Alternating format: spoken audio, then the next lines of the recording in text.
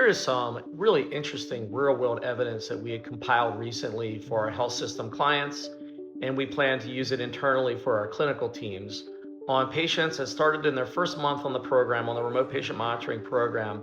with over 125 milligrams per deciliter as their average from all of their data transmissions. We also included patients who triggered either a high or low fasting blood glucose alert in their first 30 days, and then we followed them for the subsequent 30 days, basically the next 6 months on the program. And we were hoping that month over month we would see trends, at least in improved fasting blood glucose and reduced dysglycemic events that would trigger these alerts. And fortunately, that is exactly what we saw. So let me first say that these alerts are put in place, they're customizable by the ordering provider, the high and low alerts, as well as trend alerts. And then we have licensed clinical staff reach out to the patients, whether it be a trend or whether it be an acute change in fasting blood glucose that triggers an alert. And on those reach outs, there are workflows that are strategic in a way that can reduce administrative burden and, again, customizable by the ordering provider.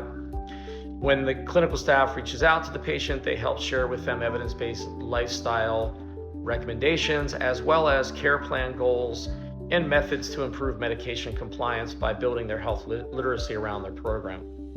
So if we track them over time, these couple hundred patients here over 6 months, you can see that their fasting blood glucose improved over time, month over month, generally speaking, to where they got to around -15, -20 milligrams per deciliter from their baseline fasting blood glucose. We can also see that their high glycemic alerts in purple went down significantly over time, from around 5 alerts in their first month to down there around 1 or less in the last month or the most recent month on the program. And then same thing with low glycemic alerts, starting off at around 3 all the way down to less than 1 after 6 months on the program. Of course, we continue to expect these trends to head in this direction over the period of a year and more. In fact, we see that patients that are on the program for a year or longer are the ones that have the greatest amount of fasting blood glucose improvement. But what's really nice about this is showing that physiological data, when tracked and combined with